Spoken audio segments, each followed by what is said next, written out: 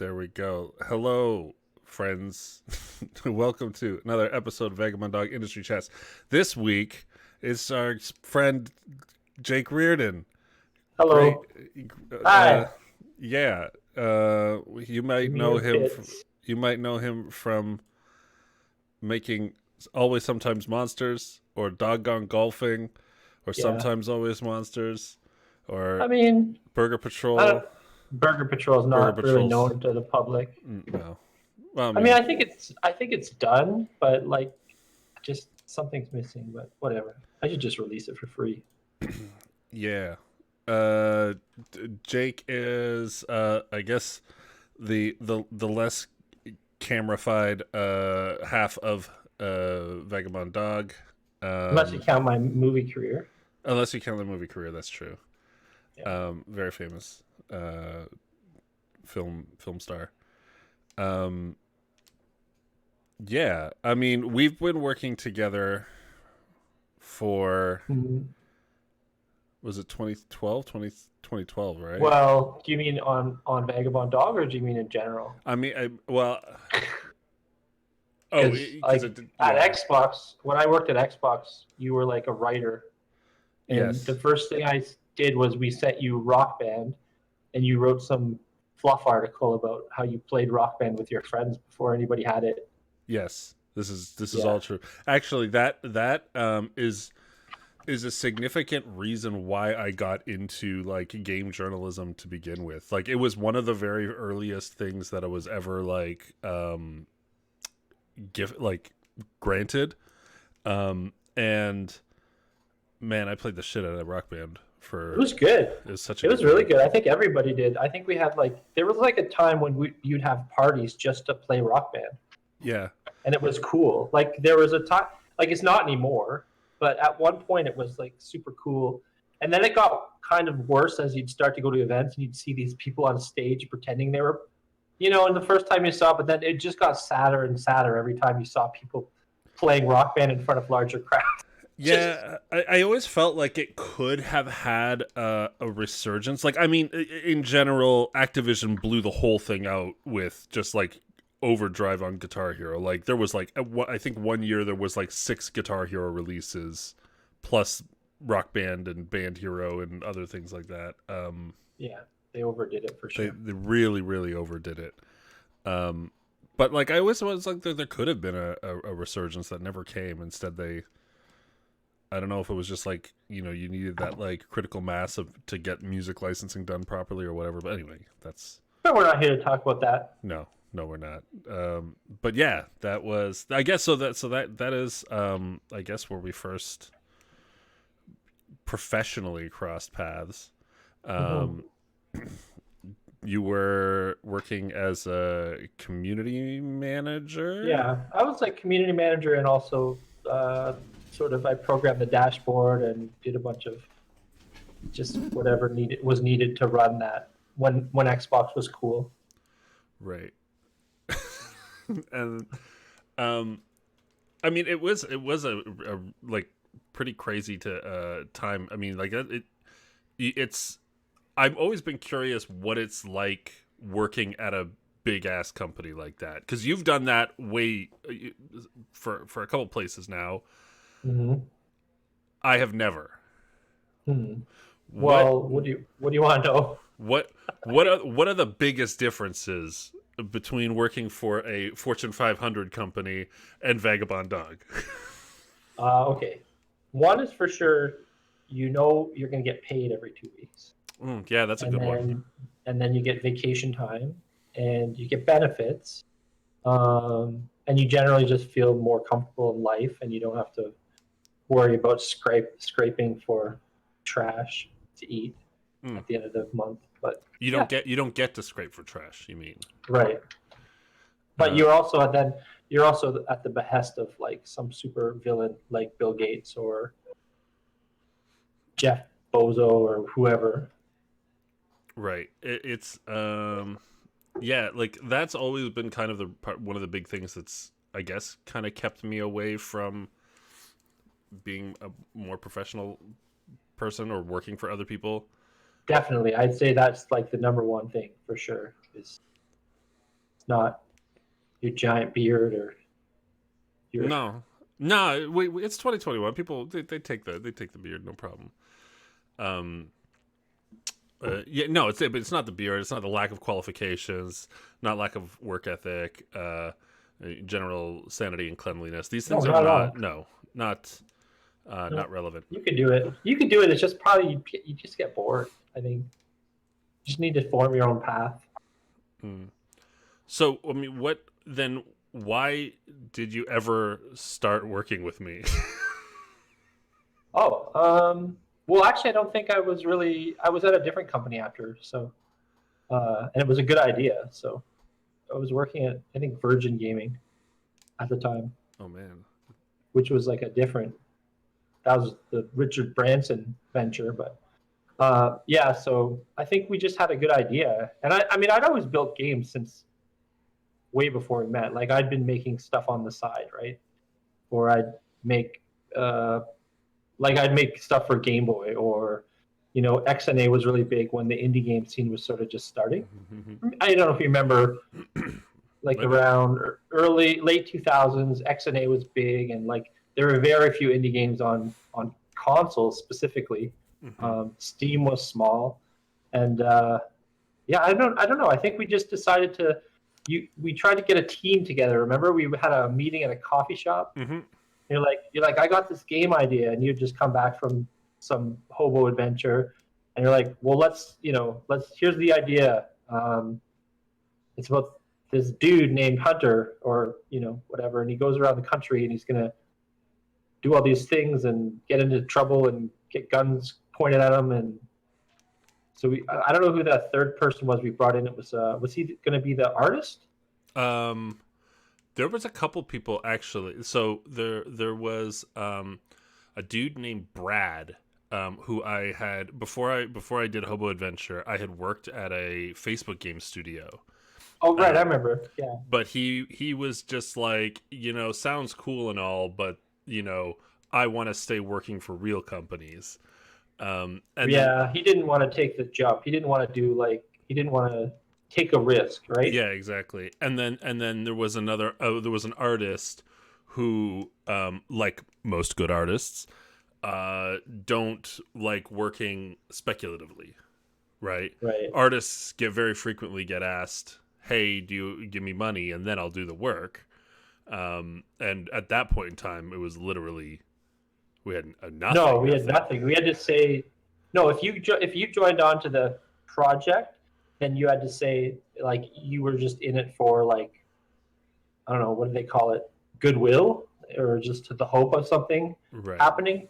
And actually, I think I was working with Chris and Nelson at the time. Mm-hmm. Now I think about it, who was another company with former Xbox people. So I already kind of had like that entrepreneurial spirit ready to go.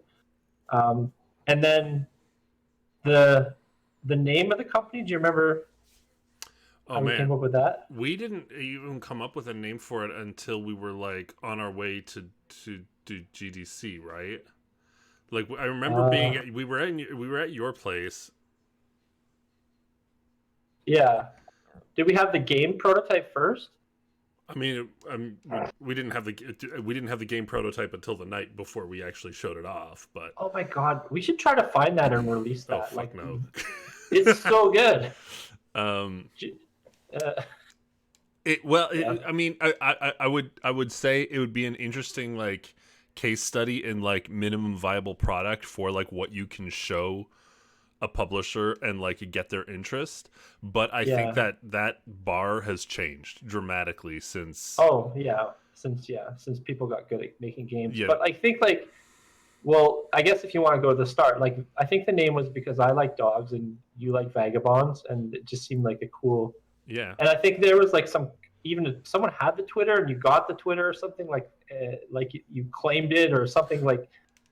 Someone had it. I think Yeah. someone had the Twitter name, and you like took it back from them or something. Yeah, it was. I think it was an idle account. It had just been sitting there or whatever.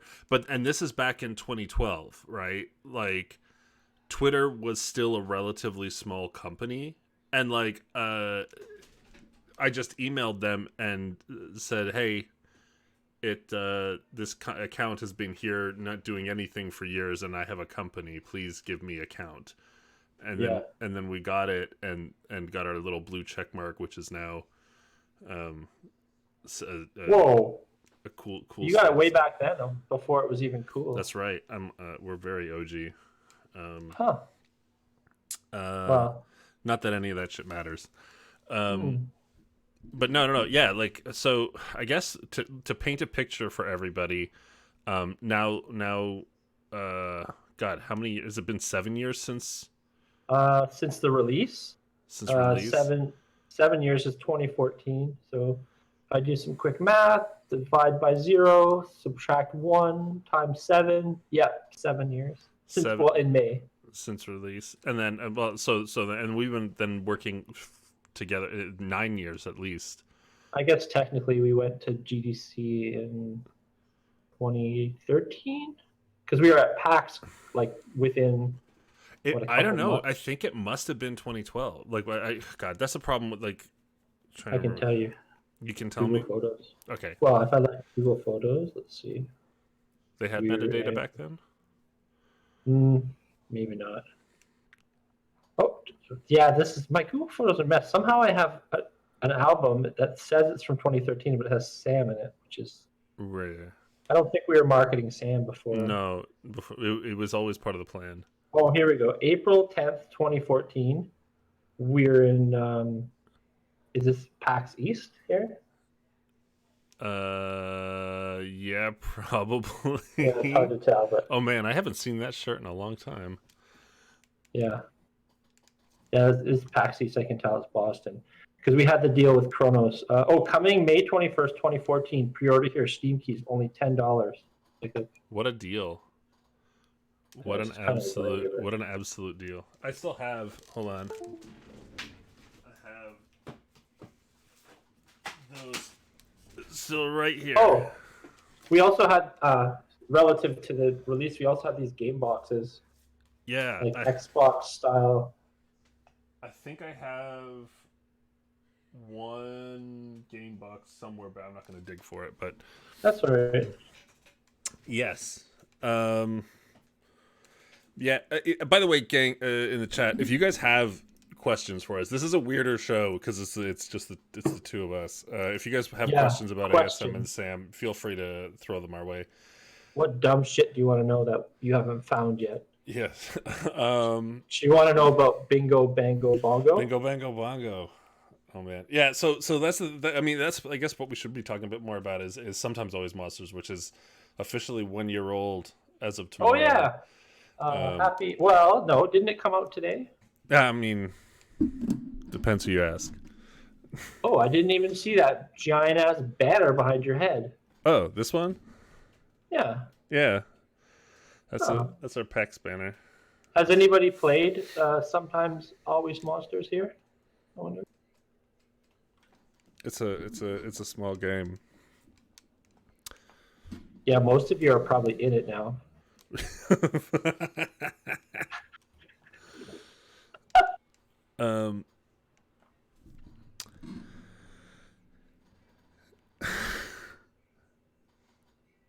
Flexi with the hard-hitting questions. If you had to fight each other to the death, what kind of melee weapon would you pick to get an advantage? That's kind of too easy. I'd use a trim, like a shaver on a stick and a bar of soap, because it would take away all your creativity when I shaved your beard off. Oh no! That explains my Twitch career, because I shaved pretty early and then it's all been Twitch and meme games ever since. Let me see, what would I throw on Jake? That's easy. It'd just be a fish.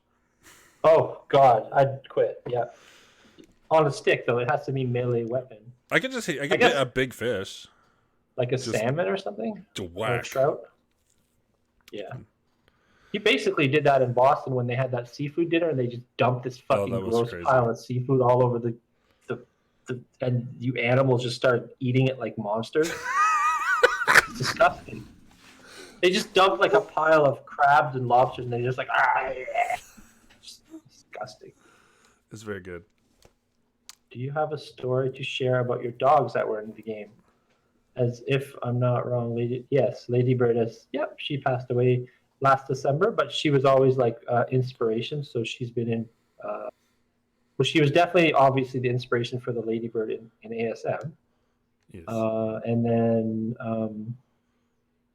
the whole selling and finding the owner was kind of like one of the first quests we put in, just to test like how questing worked, right? Mm-hmm.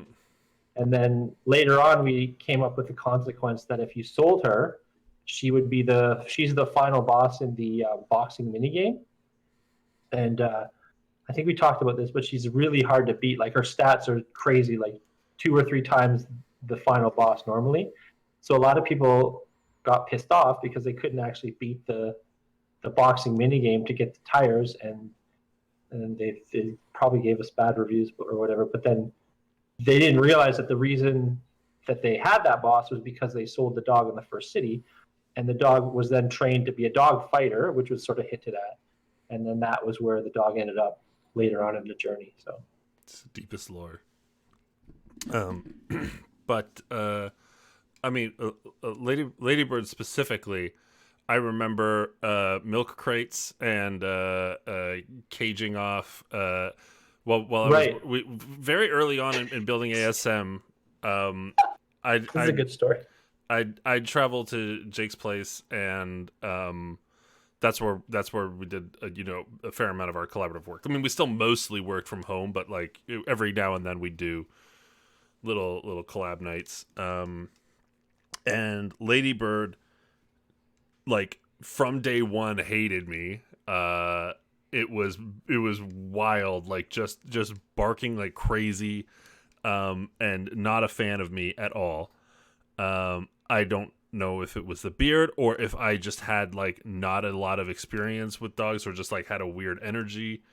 And then so we like Jake had like put milk crates like in the hallway to like block Ladybird off, and she just like chill on the other side of the milk crates, like growling and barking at me while we worked. But eventually she came around, and Yeah, no, she liked you. She actually would be like very few people could actually pet her, and whenever you would come, then she'd let you pet her, right? Like you could actually interact with her, and a lot of people couldn't. So I guess she just decided it was cool. I don't yeah, know. it took a while, but eventually I guess I grew on people and dogs. Let's see. Well, there's some more questions here. Any indie games in the past year that I haven't. I guess this year I haven't. God, I haven't played a ton of indie games this year. I don't. Did you see anything good? I just got that Disco Elysium game, Disco Elysium. Guess what? but it came out. I guess the remake or whatever. The writers voice acted. the writers are guests for next week. Oh no way! Yeah, so You must have got them before they had their big release. yeah. Well, we scheduled it so that it would be he'd be free. Okay. But yeah, we'll be talking next week, and I'll probably be running some of the game on stream. But yeah, so I wanted to play some, but then I've been excited to see this voiced update, which I think is going to be make it a much more digestible game. Especially if you can't read. Yeah, this is very hard. I just can write. I can't write. I can't read.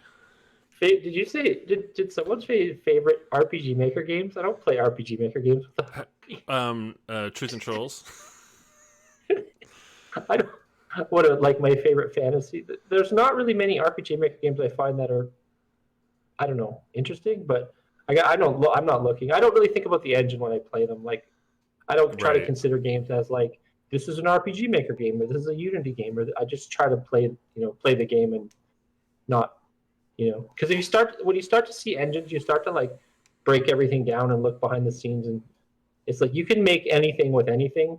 So yes. I guess I don't like the whole segmentation of like this genre of RPG Maker games is like they all have to be compared against each other.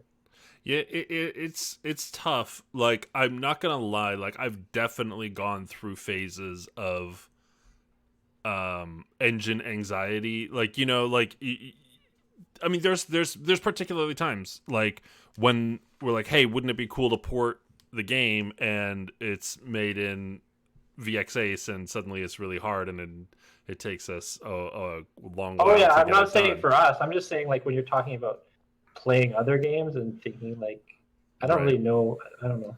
I know what you're saying. Yeah, not like you can't. Right. I mean, well, that's the thing. Like, you managed to port ASM to Switch, coming out in 1 week. Yeah, Pre-order now. Uh, which is something that very, very few RPG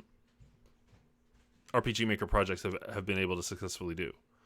right. Well, I know what you're saying. No, totally. But I mean, I guess how many RPG Maker projects get commercially successful enough that they should even consider, doing that or putting the effort into. I mean, you got to have the game first, and then you can decide what to Right. do with it, right? So, if you don't make a, not that I'm saying ASM's great, it's a masterpiece, This is a obviously, masterpiece. It's but proven. no, it's hard. Like, I mean, if you just made a game with all stock RPG Maker assets, I don't think it'd be worth it. But like, if you have a story to tell, or I mean, we got to shout out Matteo from Italy. He's like the Yeah. main guy behind the porting engine, so he does a lot of really interesting work, and like he does a lot of work so that we can keep all the base code the same, and he literally just translates. He has an engine that sort of ports it not natively, but we're not rewriting every scene or anything like that. Like the intent of the game should be mostly there. It's just like anything weird would be like a tech limitation. It's actually it's weird, and it's something that we have clashed on before. When I want a lot of custom assets for the game, to a point where it almost seemed where you have thought it was a little overkill. Well, what do you mean? What kind of give me an example. God, do we need this many NPCs, or like does the the house is a good example in Sam. Yeah. Like, does it need this many variations? And you know what? Actually, in hindsight, now maybe it didn't need so much variation. Nobody noticed, to They be do honest. not notice. No, that's just extra art, though. I don't. If you want to pay for extra art, like 20 carpets, go ahead. But like, who's gonna notice? Well, I mean, there's I think there's more times in ASM when we do use like some sort of default assets, or like we use the future tile set for like templating in a couple maps or whatever. But like, it was always one of those things that I really didn't like doing because of that engine anxiety, where I was always like, oh no, this is going to get compared to every other RPG Maker game out there, and I absolutely don't want that. Yeah, that's true. I guess it would be cool if there was like some indication that people got a totally unique house based on their couple choice. Like they don't really know that. But in another sense, you're giving them a completely unique experience that they don't even know. Yeah, that's only their couple has this one artifact in their house. Right. Yeah. I mean, we always make decisions that sometimes like we don't agree with, because I thought it was really cool that you could leave the house and then you lock the door on the people and then you trap them in the house for some reason. Yes, because if you can walk out the front door and you can walk down the street, then why can't you walk down the street even more? Because of a gas leak. This is something I noticed watching people play Sam recently, is that because of the possibility space we allow, they expect even more and more and more and more and more. And it gets to the point where, and this is something maybe we learned a little too late, is like you have to create hard borders on your game, otherwise people are just going to have this, like, especially in an open sort of sim kind of life simulator thing like that, it's just going to spread out forever, and people are going to have wild expectations that can actually never be met. I find that our design sensibilities don't really match. That's why I've like try not to design any of the things, because you'll just say it's stupid or just change it. But I mean, some of my stuff still got in, so I'm kind of happy into Sam, which is fine. A lot of more of my stuff was in ASM, like a lot of the dumb stuff in ASM that detracted the tweens was like probably my writing. Um, the desert was definitely my favorite part in Sam, and I know how much you love the desert, the infinite desert, with the chickadees and the turtle and the werewolves. Don't forget the werewolves. Actually, See, saw a guy mention his review. He got killed by a werewolf. so it's Uh, and also, I did bury Bellinger's dead body like 1,000 tiles out somewhere in the desert. If you want to find it, I like that kind of stuff. Those are good Easter eggs. Werewolf, I yeah. don't know, but There's probably also a Sisyphus rock there somewhere, as like a little, like hey. right. It's just funny. Yeah, I don't know. It was fun. Nobody will ever find it, so it's kind No, of neat. there's a million things in the game that I know still haven't been found. That's like, should we ever do like? Is there ever a time where we should just expose that stuff, or just leave it Nah, like it's like leave it. 1,000 years from now when Steam goes offline and people are archiving their games madly and they're like, oh, we got to preserve Sam. Oh, did you know that you can do this? Yeah. It's like no, I mean, it's one of those weird conundrums where, like, yeah, okay, the game is like sort of popular, but it's not like mega Not super popular, popular. right? Yeah. So there's some things that, like,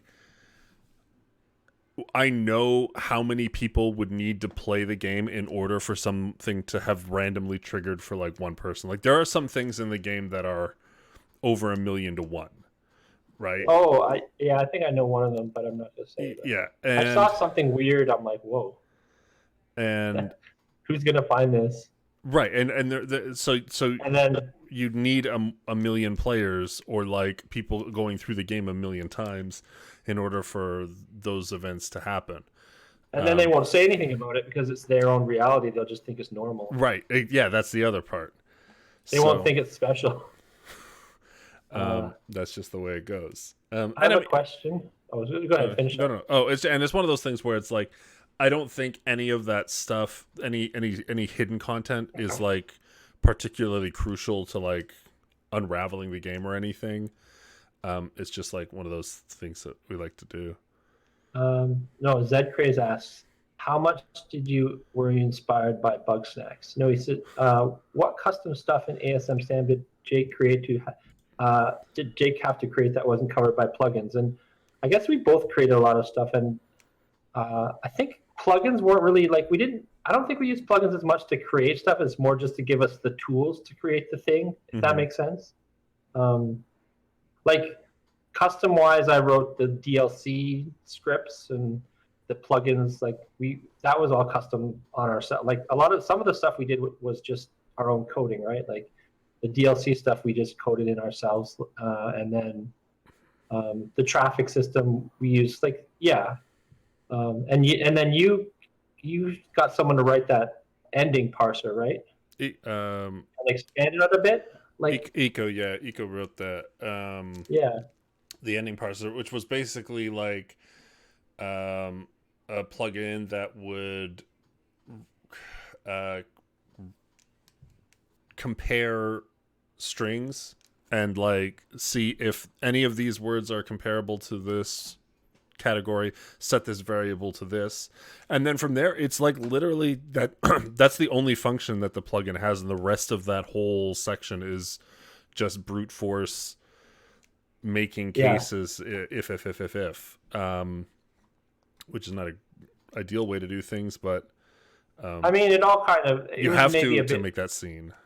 Yeah, it was like maybe a bit buggy at first, but like if you actually got people to appreciate all the different possibilities in that scene, it'd be pretty crazy. No, there's definitely I've seen threads on Steam and stuff like that, people trying to find all the possible endings, and like it's one of those things where like, man, 90% of people end up picking a very obvious like quit or like leaves or something like that as their go-to word, but that scene is such like a metaphor for, or an analog for the entire game, right? Where people don't realize how much depth is there and how many things they can do. and then they just go through the one obvious choice, and then they think that that's it. But there's so much freedom in there. And when you do run into that type of player who has the intuition or curiosity to experiment with the system and like try different things, it's like magic, and that's really kind of what it's all for. Yeah. You should tell the story about what we did at PAX for that. I don't know if you told it. You probably told it, but it's a good story. Yeah. So our last PAX, we had 3 or 4 demo stations. I think we had 3. 3. So that if we have 3, then 2 of them were running the game in a basically normal demo mode that like starts you off in Portsmouth. And you can like explore the town, and you can do stuff and do the license stuff and go and to do your interview and get the storyline and that kind of thing. And then we had like a roped off section where we were running the finale. Wait, did you make the keylogger? Yeah. Yeah, so we had the finale running. Mild spoilers for those of you who haven't finished the game yet, but it's been a year. You're due. Yeah, you yeah. We can talk about it. And so we had people play the final scene of the game, and we also threw on a little keylogger so that every time people would try different words in the finale, we would know and then be able to add more context to the final build before. Because then, it would log words that we didn't think of and that people tried, and then every word they tried, then you could add in sort of an ending or tie it to one of the endings that way. Because there's, I mean, what did I do? I looked up how many 6-letter words or 6-letter verbs there are in English, and it's like something like over 1,000, which needed a lot of unique cases for. Like, there's actually a lot of duplicate words. Like, went and walked are kind of like equivalent. Yeah, that makes sense. But yeah, anyway, that was our way of stealing or testing that scene. Did we also ask for their email or something? Yes, you also keylogged their email so we could send them a free copy of DGG. All right. Oh, fun. You can do anything in RPG Maker. Yeah, now they still get emails from us. We scammed them good. Yeah. Yeah. What was your expectation a year ago for Sam? Oh, as far as what, like, if it would ship? So we were questioning whether it would ship. Gotcha. Well, no, I mean like literally a year ago, where we're at locked and loaded. Like, yeah. Well, we had just done PAX the month before, and then I think we had most of the bugs, like the technical bugs, ironed out, but I think we ended up with a few story bugs, maybe. Like, there was just a lot to. It's hard to know because, like, I was expecting people to like it, but I knew it would be kind of a deeper sell. Like, the industry had changed. Yeah. So I don't know. I was expecting it to not get, as many bad reviews at the start as it did. Yeah, I mean, that was something that really did surprise me, especially because, like, I remember ASM, we were literally working up to the last second, adding in final arts and, like, doing little tweaks and these kinds of things. And with Sam, it was, I think I'd learned a little bit from doing that, and we went in, like, I remember the last, like, 2 weeks before shipping, it was just like, okay, anything that's not, like, done perfect, we cut. Yeah, we And didn't have as much of a crazy no, like. I I can't remember though. Like maybe we did. I think it was right. It was like the pandemic and everything had just started too, so I had more time at home. So hmm it was like easier to focus on some stuff. But like I think there was still a lot of work we did before, but it just wasn't. And then you said you wanted to like you launched it early on April 1st because you hmm wanted to make it pretend it was a joke and say, no, "Hey, just it's like out today. today." We just sent it to everybody who had pre-ordered it. They get 1 day early. Well, I mean, I guess what was your expectation? Because at the time, I think you were expecting to just like take off to Japan or whatever in Yes, a couple actually, that's months. true. That's Like true. you didn't expect the whole year of like how did COVID change the course of Sam? Do you think since it launched? Um, I think COVID has directly contributed to us going from mostly negative to very positive Yeah, reviews. are we Um, there or just somewhat? whatever. Blue, we're We're blue. blue. It's blue. It doesn't matter. Um, yeah, because like my whole plan for shipping was like, I ship it. It's gonna be a good game. Everybody love it, and then I go away on vacation. Um, but that didn't quite happen. We shipped, and then immediately, like hardcore ASM fans were like, "This is not what I wanted. I wanted more edgy, angsty game, please." And it wasn't that. And then it took a while. It was a point where I was updating like daily almost. Yeah, you have Trying like longer. I was saying you have longer patch notes than Cyberpunk. To be honest, if you look at them all, the I better told you to too. put better.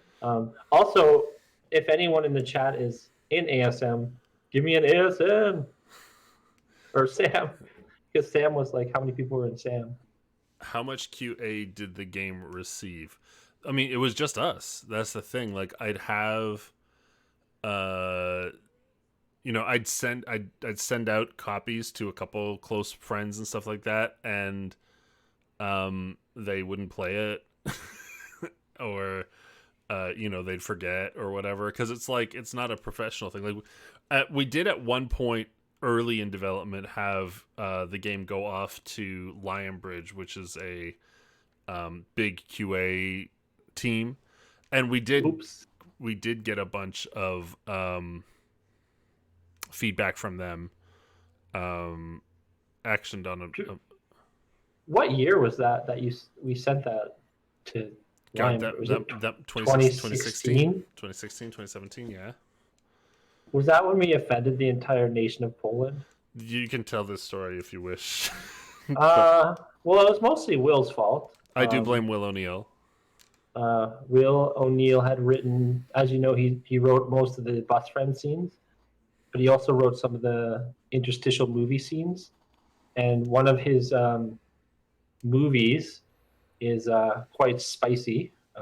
It's a story about a alien love and animals and a guy in a freezer. But anyways, it wasn't quite in the game yet, so we had just been testing it on like you can just put events into the game, and we had just stashed the event on a random wall somewhere, like it's invisible, so you can't see it. But I guess when you're a professional QA tester, you basically just go around clicking on every square you can, and this tester went and they were just walking around the city and they just clicked on a wall, and then all of a sudden this movie, I guess it's a movie that Will wrote. I'd call it a movie. Uh, Popped up, and it was like they said it was like the dirtiest thing they'd ever seen. And what else did they say? Is like it offended them, and they're like basically were just they Yeah, wrote a whole report to Devolver about like what the hell is this? This is gross. well, I mean, it's also because I think like if you go over most game publishing contracts, they have clauses for like don't put anything secret like that in the game. No hot coffees, basically. Right. Oh yeah, they did have that. That was a clause in our contract. It was like you're not allowed to hide these offensive Easter eggs, but it was actually part of the game, so it was fine. And Yeah. in the end, it didn't matter. Yeah, Oh no, that made it in. It's in the theater. You can pay $10 to go see it. it's there. It's in Slabtown. It's Just go to Slab. If you played enough of Sam to get to Slabtown, one, you're a you big just fan you deserve it. because you made it that far. Go to the theater, and now you can go to the office too, right? Did you open the office? The office is open now. So not many people know too. The original office in Slabtown was closed because of a pandemic. Yes, We also had some of the earliest pandemic-related content before everybody started doing it to be cool. that's right. Um, I think I don't know. we the pandemic ended a lot sooner in Sometimes Always Monsters than in the real world, unfortunately. Yeah, I mean, I guess I just not worth talking about, but it's like, do you think that it would have been come out sooner if we had kept working with Devolver, or just like, I mean, they were always supportive. It was never like a non-supportive thing. I just think they just got tired of waiting for us to finish. Um, no, because we were working with Devolver. We were under we didn't break off until like literally just before PAX. Yeah, I guess technically, but it just felt early.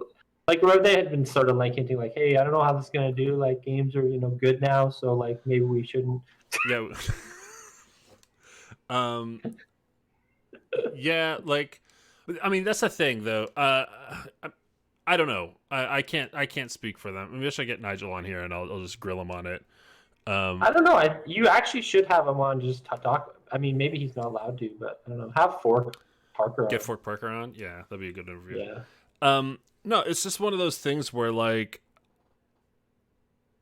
I think they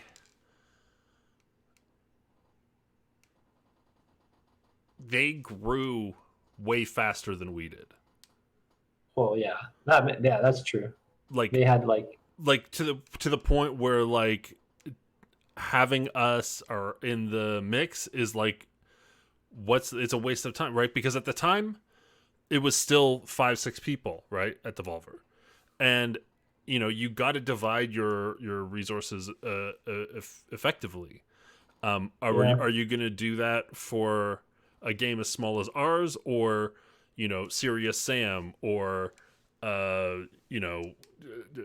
Shadow Warrior, or Fall Guys, or some other really really big thing? And it's like you can see the difference in the amount of juice they can bring to the table for different games, Yeah. And it's just the way it goes, right? Those games make hundreds of millions of dollars. Yeah. So ours doesn't. Well, it's not like we lost the money. The overall deal was good still. Nah, they maybe broke even. They did better than that. We brought authenticity to this thing. I think that's what I think that's we basically founded the company, and then they just went off and had success. Yeah, it's the way it goes. Yeah, us and Hotline are the two. Yes. No, I mean, you're not wrong. Like, we were insanely early in the catalog.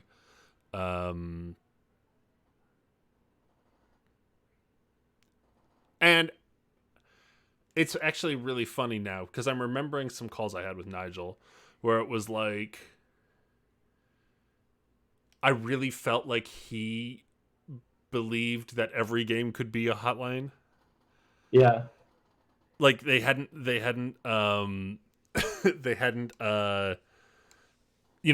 put out enough games to realize that not every single game is Hotline Miami. But that's something that comes with releasing other ones. Looks like we got a special guest in the chat. Will's here in the chat. You should bring him on. Ah, God, make me sick. You just missed we just did a story time about how you offended all of Poland. But yeah, the process of making Sam was very very different from making ASM. I think, like it was more like when we started with ASM, Devolver was very back and forth. In terms of like, here's like we'd send a build, we'd get feedback. We'd send a build, we'd get feedback. With Sam, we'd send a build, and they'd not really give any feedback on it. They wouldn't even play it because their prospects had grown to the point where it's like, who gives a shit about ASM or Sam or Vagabond Dog anymore, because it's like, what the equivalent of peanuts compared to what they're actually working on. So what's that time dedication like? Yeah. But that's reality, right? I mean, they did believe in us when they sent us on a bus tour across the U.S. Right. I mean, it was a lot of. We did manage to get a fair amount of press, and on their side, it was relatively inexpensive. Yeah.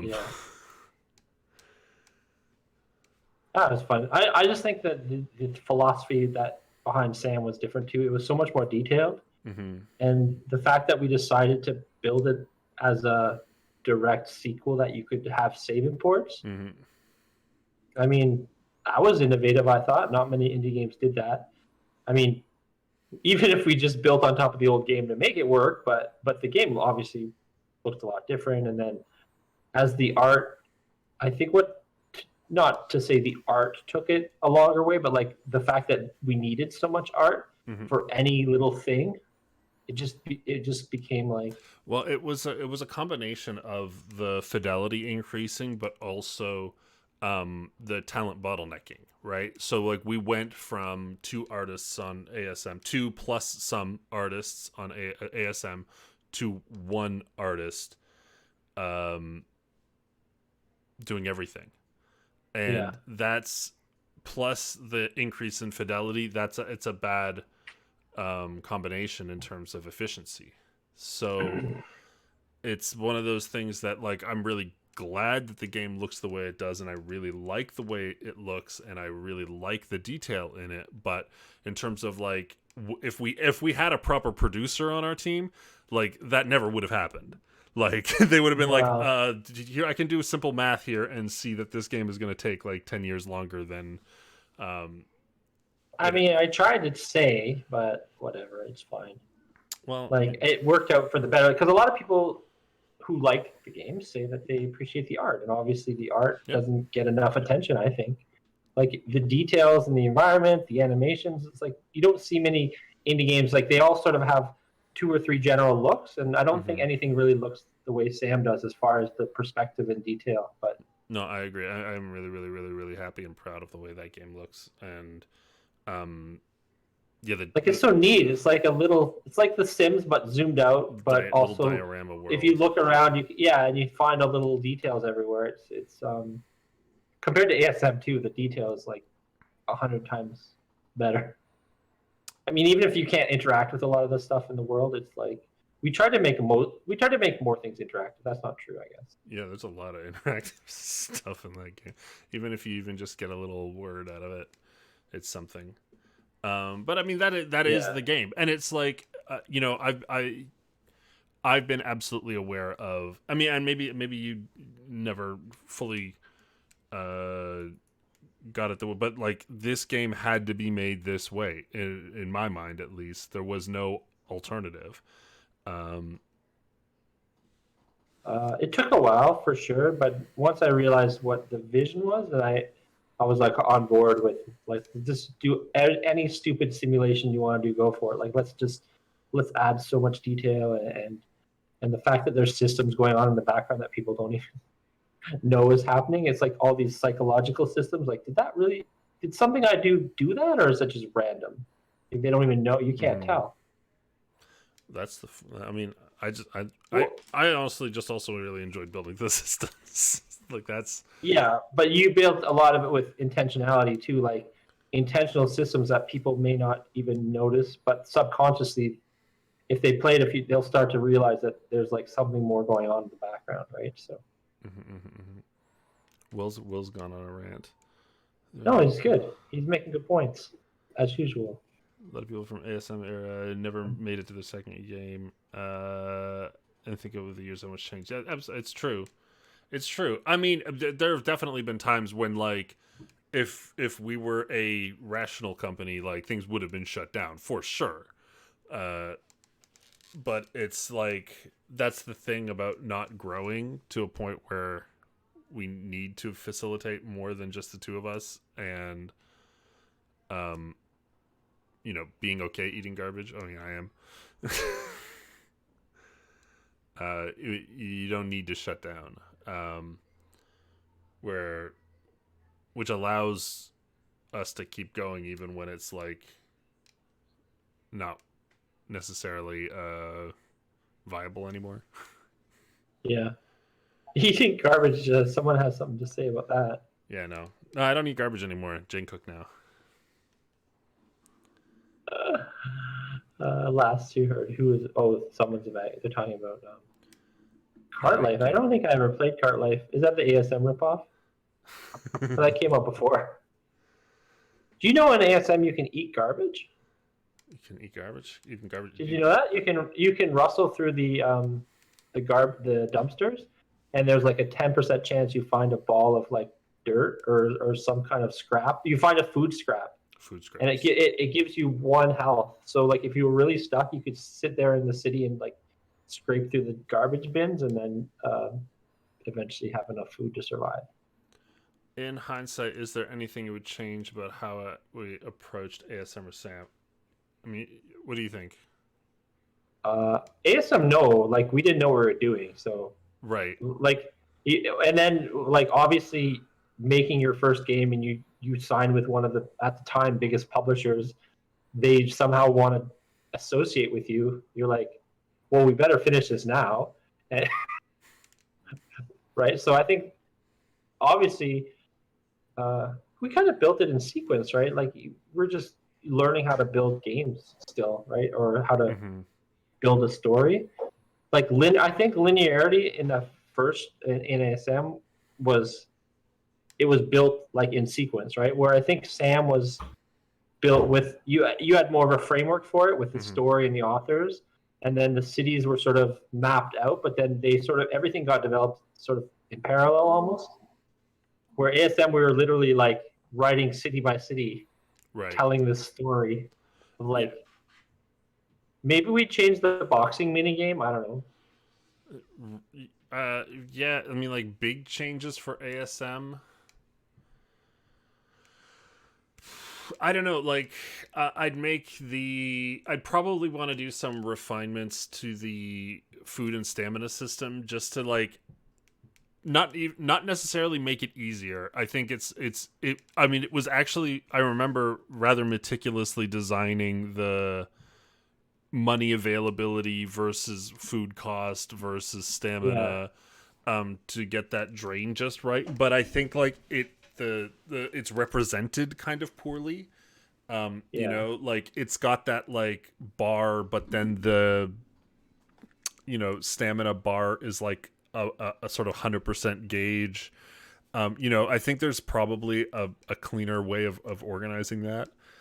Right. But if Justin, like the Sam designer, came back to ASM, he'd just rip it apart. Like it would take 10 years to ship because you'd change everything. So like, no, the fact that the naivety of like your mindset at the time, I think that became the game it needed to be and came out at the right time, because when you started, like when Sam started, the mindset just kept shifting, and then like ideas kept coming, like it just, and then more attention to detail. So I think ASM was like, it came out at the right time when it needed to. Yeah, Does that make sense? I definitely feel like Sam was kind of more of the game that like I'd wanted to make in the first place. Yeah. Like if I had the capability and the know-how and everything, when making ASM, it probably would have had a lot more open world life sim kind of stuff to it. But that's one of those things where like it was absolutely learning how to make our first game, and just like so much of that game is just like what we could manage to do, and just being happy enough with getting it done to do it. Wanted to make a hand washing sim. Yes, exactly. That makes sense. For Sam, let me think. I really like that game. That's a tough one. I honestly wish we could have marketed it better. Like, I wish we had Yeah, more muscle behind it. Like, we don't have enough reach, I think, to make it as popular as it should have been. yeah, I think I don't know how to change that, but like, I think more people need to play it. It's, yeah. It's at one of least the give it a shot. More people need to give it a chance. So like, uh, just I don't know. it's one of those things where So like I think having like you definitely see the difference between having world class PR teams shilling your game versus doing it all yourself. Like yeah, huge difference. But also it's unfortunate that like unless you are playing in a publisher's pocket, like you're probably not going to have the funds at the end of your dev run to hire anybody to do things. So that's why you want to do good plan. Actually, you know what? That's what I would say. I would say for both games, and this is for all my future games, I would like to have good production and financial planning. Those are two yeah. things that I think we have always neglected. Hmm. Um, Yeah. and You got some more questions that are sort of related. yeah, I think those are the two big things that I would change. Do you think your future games will be anywhere near as big as Sam? Um, no. No, I don't. I don't think so. I think it took too long, but I think it needed to take that long. So Yeah. it's kind of like it took that long for a reason, but it Yeah. was too much. Maybe do episodic. Oh god. I don't know. Like I'm kind of personally at the point. I mean, like I think we're both enjoying making small little fun things, right? Like Yeah. Uh huh. I mean, Yeah. not that DGG is like I mean, it's I'd say significantly more compact than something like Sam, which Yes. is just like a Yeah. It's a shotgun system fire. based. Yeah. It's like it's there's a lot of complexity going on with doggone golfing, but it's all like the presentation of it is like you can get it in 5 minutes, Mm-hmm, right? mm-hmm. And Um, I think indies thrive in that window. yeah. Well, More you're a meme developer meme now, lord right? now. Yeah, that's right. And also, So the that's big meme money in the games now. hey. Why don't you reveal your next game on stream? Can you play that for Can I people? play? Can I? I don't know. Hold Have on. you tried it? I don't know. Maybe you can't. I don't know. Hold on. I think I can. If I do this, and then I do this, and then I do. You can hide I'll me. I'll I'll run it at the end of the stream, I guess. Yeah. Uh, Yeah, for sure. trailer. You have two trailers you should run at the end of the stream. Switch, so Do we I can hear the click. do I Right? have? I don't have that one locally anymore. It's only. Oh no, there it is. I got it. Okay, I'll run some ads after this. Um, Yeah, that's sweet.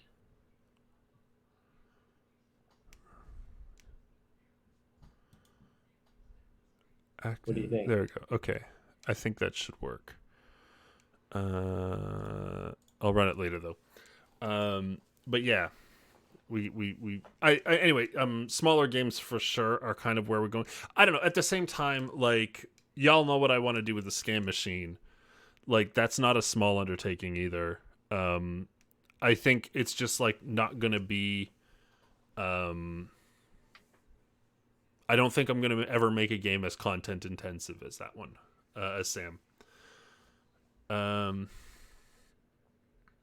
You should do a direct sequel to ASM. That's like in the ASM engine is just right. the ASM sensibilities, because you could tell a story now in the way we told ASM stories in like We a did. day It's called probably. Karen. Karen is in universe. Oh yeah.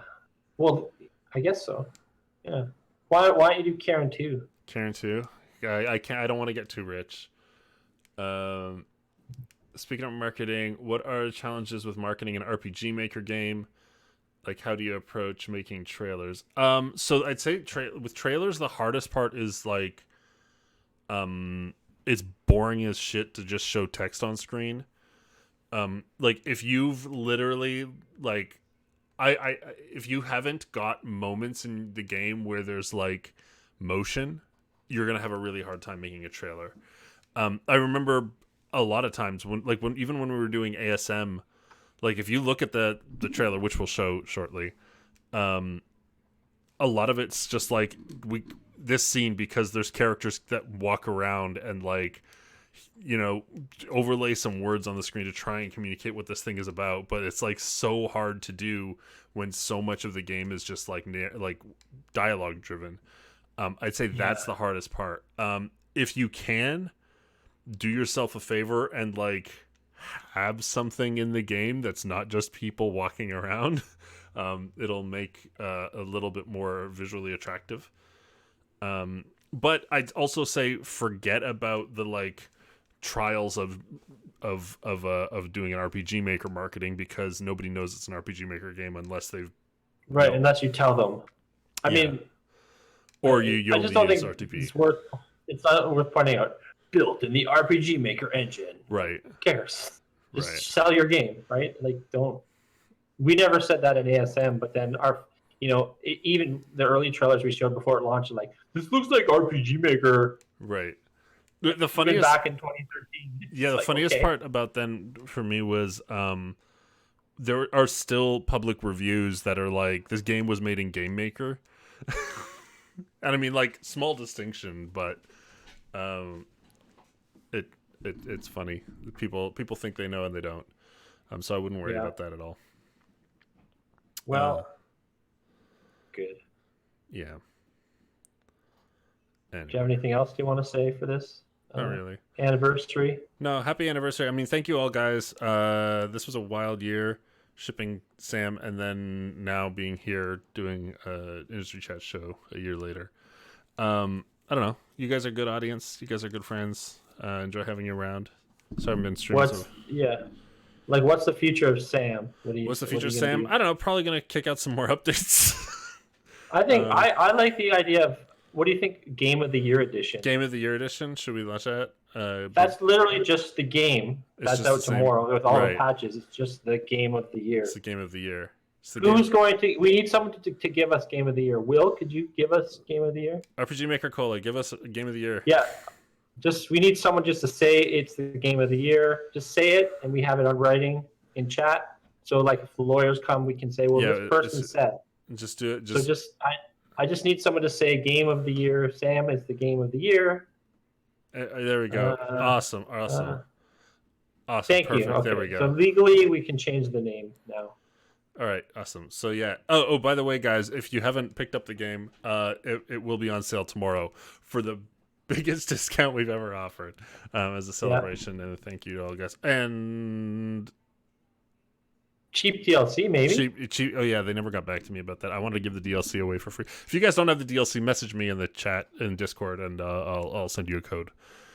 Yeah, but that's that for now, gang. I'm gonna try and play these trailers for you. April 8th, Nintendo Switch, Always Sometimes Monsters. April 8th is Nintendo Switch, Always Sometimes Monsters. April 28th is Stonks Market coming out. Tomorrow, 1 year anniversary of Sam, Steam sale. I think that's it. Do we have anything else? No, thanks for playing. Thanks for playing. Yeah, thanks for playing, guys. Enjoy these trailers. Enjoy our advertisements. Goodbye.